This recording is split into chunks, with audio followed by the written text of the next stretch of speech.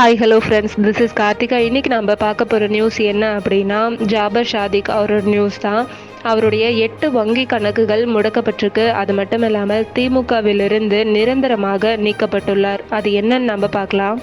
சென்னையில் போதைப்பொருள் கடத்தல் விவகாரத்தில் திமுகவின் முன்னாள் நிர்வாகியான ஜாபர் ஷாதிக் இவருடைய 8 வங்கி கணக்குகள் முடக்கப்பட்டுள்ளது. அது மட்டுமில்லாமல் போதைப் பொருட்கள் தயாரிக்க பயன்படுத்தப்படும் முக்கிய ரசாயன பொருட்களை வெளிநாடுகளுக்கு கடத்தப்படுவதாக சொல்லி டெல்லி போலீஸான போதைப்பொருள் தடுப்பு பிரிவிற்கு இன்ஃபர்மேஷன் கிடைச்சது. இதனைத் தொடர்ந்து டெல்லி கைலாஷ் பார்க் பகுதியில் இருந்த குடோன் ஒன்றில் போலீசார் நுழைந்து அங்கிருந்த சென்னையை சேர்ந்த முகேஷ், முஜிபூர் மற்றும் விழுப்புரத்தை சேர்ந்த அசோக் ஆகிய 3 பேரை கைது செய்து அவர்களிடம் இருந்த போதைப் பொருட்களை பறிமுதல் செஞ்சிருக்காங்க.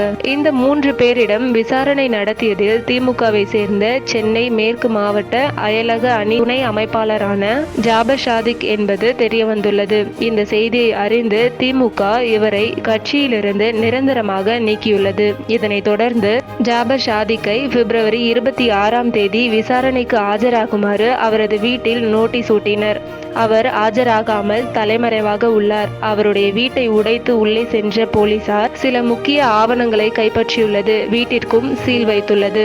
ஜாபர் ஷாதிக் வெளிநாட்டிற்கு தப்பிச் செல்லாமல் இருக்க அனைத்து விமான நிலையங்களிலும் லுக் அவுட் நோட்டீஸ் கொடுத்துள்ளனர். அவரது வீட்டில் கைப்பற்றப்பட்ட ஆவணங்களின் அடிப்படையில் 8 வங்கி கணக்குகள் முடக்கப்பட்டுள்ளதாக கூறப்படுகிறது. இந்த நியூஸை பத்தி நீங்க என்ன நினைக்கிறீங்கன்னு மறக்காம கமெண்ட் பண்ணுங்க.